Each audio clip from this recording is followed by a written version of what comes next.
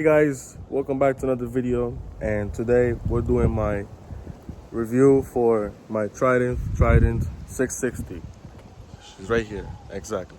Now, funny story, I bought this bike last year, and I've been riding it around, and as you guys know, if you see my video, I went to Morocco for a few days, so I got the chance to actually see what the bike really is, So personally, what I find funny about this motorcycle is how much the fuel economy is. Like, it's so good that it's crazy how for a motorcycle that's 81 horsepower and 64 newton meters of torque.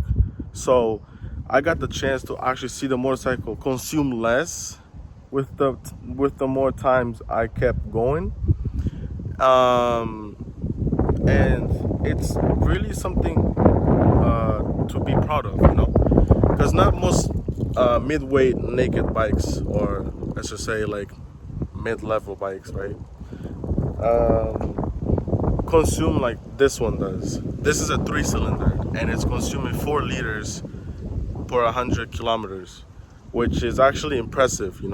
My MT-07 couldn't even do that, so it's kind of really good.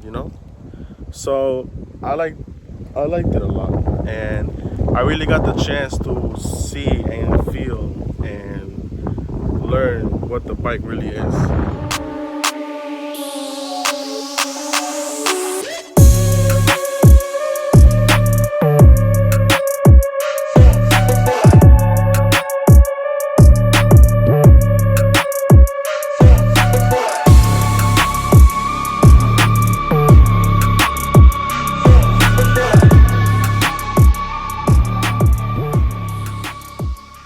For reference, this is the Trident 660. So as you guys know, this is a 3-cylinder, 81 horsepower.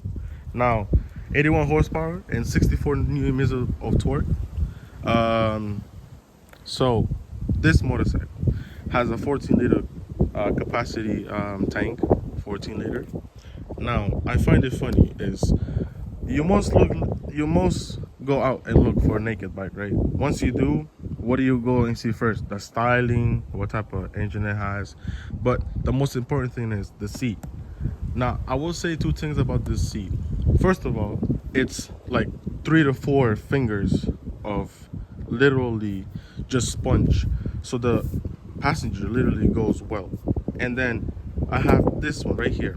Now, I find it funny because it is comfortable, but I find it weird that outside of the border right here, it's not really too comfortable.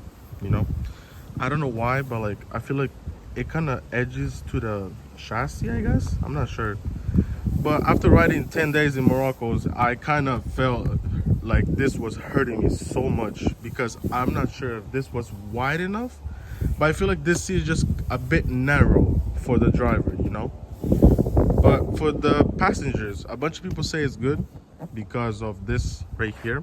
We have a monoshock from Showa in the back, so really good, to be honest.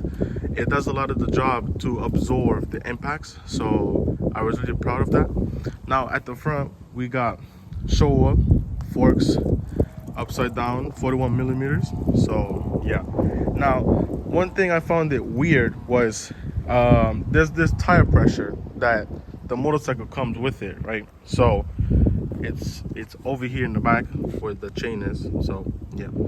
So fun fact is, if you change the pressure of the tire on the front tire, it kind of ruins the comfort. I kept feeling a lot, but like when I say a lot, I kept feeling a lot of impact in the handlebar, and it kind of made me start like questioning myself, like, is it really comfortable? Why is it not comfortable enough? So it was really hurting my wrist a lot, and I went to check the tire pressure, and it was above the tire pressure that they were suggesting for this bike. So I recommend you to stay with the suggested tire pressure, because after that, when I figured out that I had to lower the tire pressure because it was too high, it started being so much comfortable. I stopped feeling a lot of pain in the handlebars when I was driving potholes and stuff. But yeah, I like the styling of it. So we got nice and pistons at the front and back, double pistons, double discs, and at the back also. So yeah, one piston of Nyson. So it's a really good equipped bike. We got a slip clutch assist. That this motorcycle has a really good sound. It sounds a lot closer to like an MT-09, but it just has that Triumph touch at the end. So you know, well, this motorcycle has also connectivity. It could get heated grips. So yeah, that's a fun fact that you can get in Triumph for an extra. But yeah, I went with the connectivity because I feel like it's much better. So I don't really ride this motorcycle in the winter, and I was pretty much not riding it at winter. So this is the display. This is a TFT inverted color. So we got the TFT up top and we got the inverted colors under. So it goes up to almost 11,000 RPM. So yeah, your fuel gauge, your kilometers, your gear shifts, your RPMs. And one thing I find it weird about this bike, right now it's consuming 4.9, but I'll put up a photo of him consuming 4.1. It's even lower than it's suggested in the Triumph page for this bike. So yeah, find it funny. Anyways, I don't get the idea of the sensor for the fuel tank, because it's not like instant. It's like, let's say once you go once you start riding the motorcycle, that's when you start seeing the kilometers of how much kilometers you have on the fuel tank. And it's kind of weird. It always depends a lot on the throttle you give it. So now you got modes. This is the button for the modes. These are the buttons for the screen, and this is the OK button, basically. Turn signals. This is the horn, and over here we got the kill and start switch and the hazards. So yeah. Now this motorcycle has two modes. It is on roads. You click this button right here, and you see it right there. It's on roads. Now if you click it again or scroll to the side with one of these arrows, you see that it's asking you if you want to enter the rain. If you want to change it to rain, you click this button right here and it'll automatically change. And yeah, what does rain do? So now it doesn't limit the power of your motorcycle, but it limits the throttle. So once you go like halfway, that's when you get power. So it's not sensible as much as it is on road, which is a good thing. Even though this motorcycle has traction control, which is something motorcycles don't have these days on like a mid-weight naked or like sports bike, you know. So this motorcycle really has that traction control, and it really does affect a lot, because mid corners, usually, I'm not sure if it's because of the tires, but usually it has the power to actually like turn you around mid corner. So yeah, good thing that I have traction control. I also have a quick shifter. Now this is Triumph quick shifter for up and down, and I'll say one thing, it's an extra. It doesn't come with the bike, so kind of unfortunate for this type of price tag, you know. But this is something really cool. I never had a quick shifter in my life, not in any other motorcycle, and I actually enjoy it a lot because it's so smooth. Like, it's crisp and so smooth at the same time. But one thing I will say, if you hit it with more force, yeah, you feel how aggressive the kick in for the quick shifter is. And if you also want to make it smoother, so you want to change gears like with less power of giving it upshift or downshift, yeah, it takes that in really well, and it makes it buttery smooth, like you didn't even change gears. So if you want like a more aggressive and sportiness, it also does that. And if you want a more like a comfort and chill ride, it also does that. So it's pretty cool. I liked it a lot. It's the best thing I ever wanted. So yeah, it doesn't give me headaches for me to change gears with my clutch. So yeah. I'm 173 meters, well, not meters, centimeters tall. Will I flat foot it? Yes. Now, people under 173 meters tall or 170 will kind of find it like a struggle. Even though this is a narrow seat, I'm still kind of floating, if you can see, right?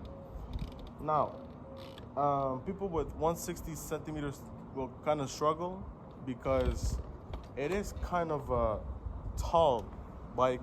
It's around 805 millimeters tall. Now this is the sporty riding position. You kind of get like a knee bend, and it's kind of a like half sporty, half chill ride because you also go straight, and it's really kind of comfortable. Now the seat is one thing that I kind of find it annoying.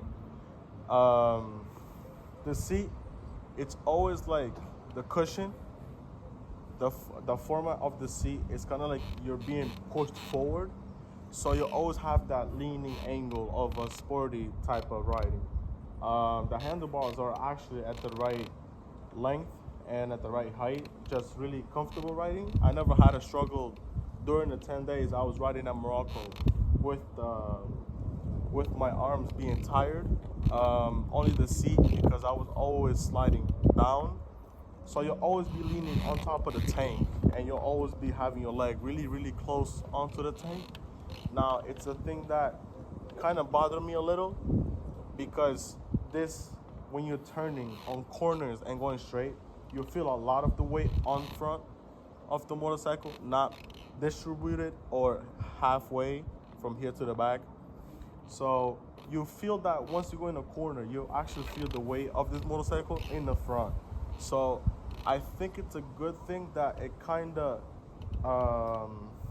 puts pressure at the front when you're leaning in the corner. So it kind of makes it to grip more. I'm not sure, but that's what I kind of feel when I ride it.